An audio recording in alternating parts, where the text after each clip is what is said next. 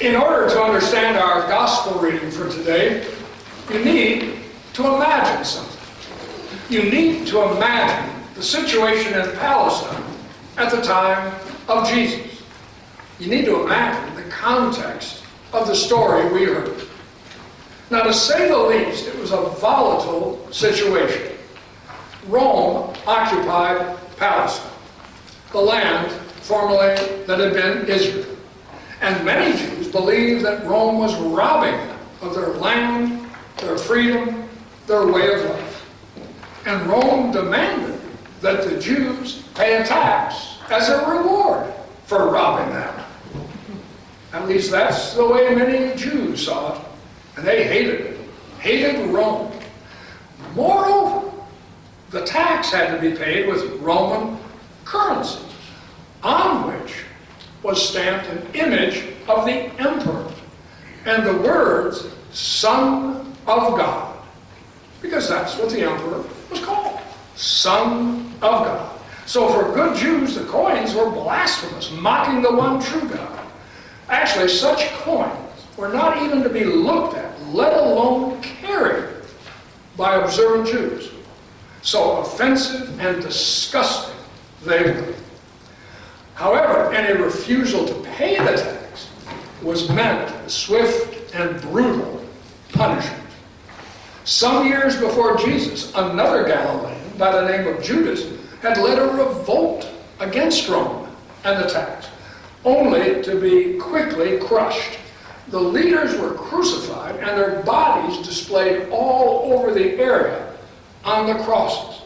Just as kind of a nice reminder to others who are thinking of doing the same thing. But many still hoped for some kind of leader, a Messiah, would bring about a revolution that would drive Rome out and restore the land to the Jews. But many religious leaders of the Jews, the ruling elite, they thought compromise with Rome would be a good idea, even necessary. Because it would mean that, well, the temple ritual would continue, the practice of the Jewish faith could continue with little interference, and above all, commerce could continue and bring greater prosperity, especially to those at the top, the elite, the leaders. And it meant as well that the leaders' positions and power were secure. For them, compromise meant peace, and a good deal for them, but peace of a sort. These leaders believed that they could keep Caesar happy and worship God at the same time. Now that's the context. And it's a context of hatred and bitterness against Rome with revolution on the minds of many people. And it was a context of compromise with much at stake for the elite and many of their own people hostile to them. Now, at the very least, what the context should tell us is that our gospel reading for today is not a straightforward or simple story, as often thought. Give therefore to the emperor the things that are the emperor's, Jesus said, and to God the things that are God's. Typically, Jesus' words are taken as a clear statement about the separation between church and state, religion and politics, the authority of God and the authority of government. His words are taken as allowing for a very easy coexistence between religion and the state, a nice compromise between the demands of God and the demands of the state. But the context tells us it's not quite as simple as that. And there's something else about the context. At the time of Jesus, there was no such thing as separation of religion and state, either in the Roman culture or in Judaism. Caesar was God, period. Caesar was Lord over all of Roman life, and the Roman religion infused all aspects of Roman life. And that applied to any lands they occupied. But for the Jews, the God of Israel was true God. The God of Israel was the creator of all and Lord of all. He was the Lord over all of them. And not just religious practices, but personal relationships, communal relationships, politics, economic practices, everything. So in neither case was there a separation. So one thing's clear. The passage isn't about any easy separation. So what's going on? Well, to start with, these guys called the Pharisees and the Herodians, they were members of the religious and Jewish ruling elite. And they wanted to undermine the people's support of Jesus and expose him to Rome as a dangerous revolutionary. So they put a question to him designed to make Jesus paint himself into a corner, no matter what he answered. It's the kind of question that candidates for office dread in any public debate, because it feels like no matter what they say, they will either anger their supporters or solidify their opponent's position. If Jesus said, don't pay the tax, then Rome would come down on him like a hammer. If Jesus had said, pay the tax, then his supporters would have ridiculed him as being another false Messiah and would have abandoned him. Either way, Jesus was in a corner he didn't want to be in. He was trapped. So what did he do? He simply asked his questioners, the good members of the Jewish elite, for a Roman coin. And guess what they did? Every last one of them went fishing into their pockets to produce one. And the moment one of them brought out that Roman coin, the tables were turned, because the very fact they were carrying such coins betrayed them as compromisers with Rome and compromisers of their own faith. They were playing it both ways, worshiping God, worshiping Caesar. And then Jesus takes the coin from one of them, like someone being handed a dead rat, as one commentator has put it. And he asks, whose image and title are on the coin? And when one of the questioners answers Caesar, Jesus says, well then, you better pay back Caesar in his own coin. And how is that heard? It could have been heard as simply meaning, pay the tax. Or it could have been heard as, give Caesar exactly what he's due. In other words, do to him what he's done to you. In the minds of many Jews, what Caesar was due then was death. So the words could have been heard as calling for compromise or calling for revolution. Then Jesus says, well, pay back God in his own coin. And that could mean more compromise, go along with Caesar. Or it could have been more revolutionary talk. God is the true Lord over Caesar, any ruler.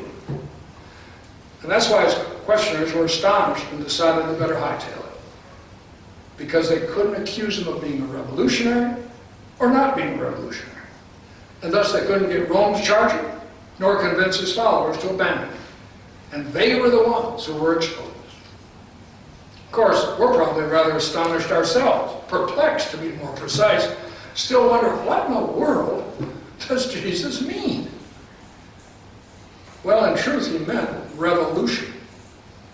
That's what his first hearers would have understood him to be saying without having said it. What they didn't understand, however, was that he meant a revolution of a very different kind. Not a violent one, but one in which God's kingdom of love and power would defeat Caesar's kingdom of death. Jesus had already told his disciples that he'd be crucified because of what he was saying and doing. He would be seen as subversive and pay the price for it. And he told them also that he would be rejected by his own people because he would not be the kind of Messiah they wanted. He could only inaugurate God's kingdom of love and power by being a Messiah who suffered and died and was then raised to life and to lordship over all. That's how the victory of God would come. And thus Jesus also meant no compromise with Caesar, period. Caesar eventually would get exactly what he deserved for playing God. But his defeat, and the defeat of all others like him who came after, would come, Jesus was saying, only through total, uncompromising obedience to God and the way of God's kingdom movement inaugurated by Jesus, reflecting God's genuine love and grace throughout the world. That's what the passage actually is all about, the revolutionary power of total obedience to God's transforming of the world. Of course, the real question of all of this is, what does any of this have to do with our world today? Well, the answer is, not what we think. Because Jesus wasn't laying down a rule for all time concerning church and state, God and government. He was speaking into a very real situation of his own time.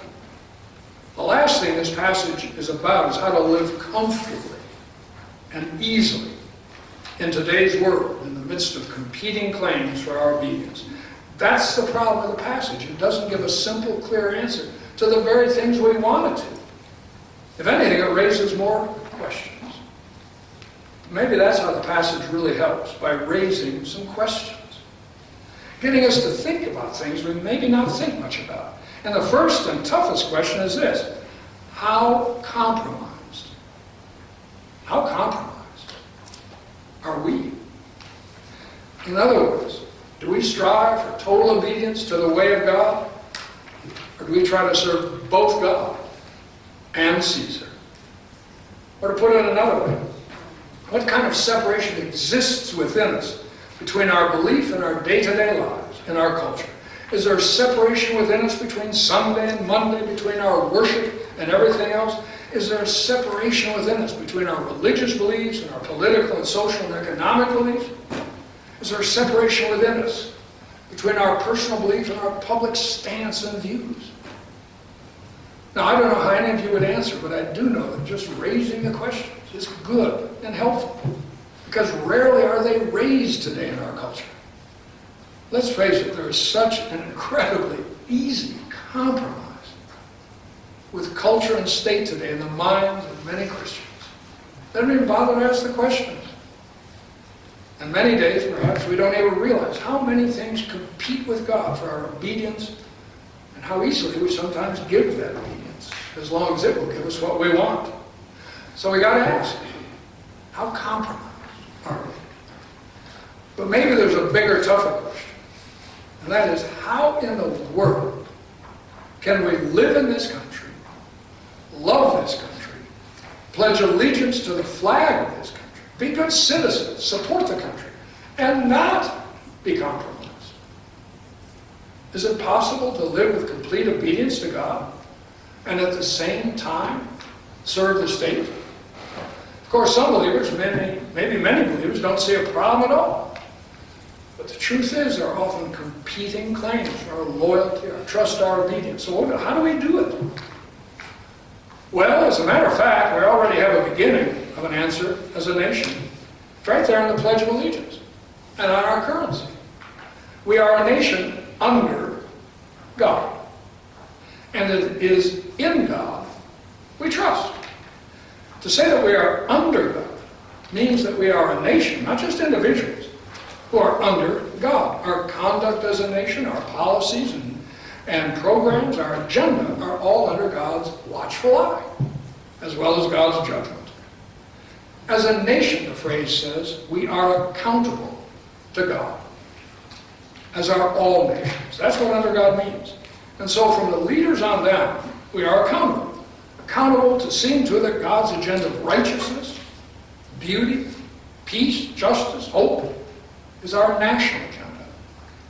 The phrase also means that God is first, above all, and that we are never to put any love or loyalty above our love for and loyalty to God.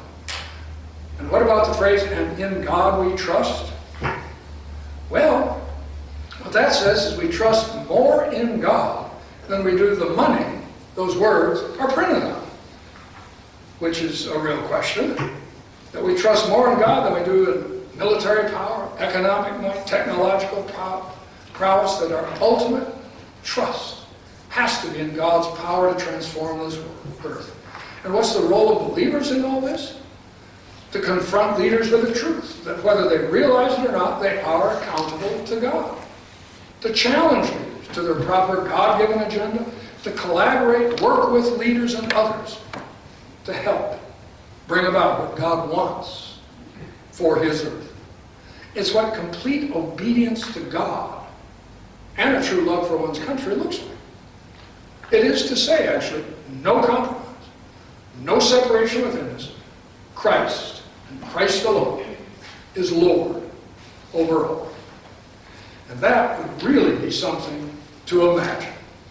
Our country, this world, actually under the power of God's grace and love. And the transformation, the wonderful revolution that would mean. Amen.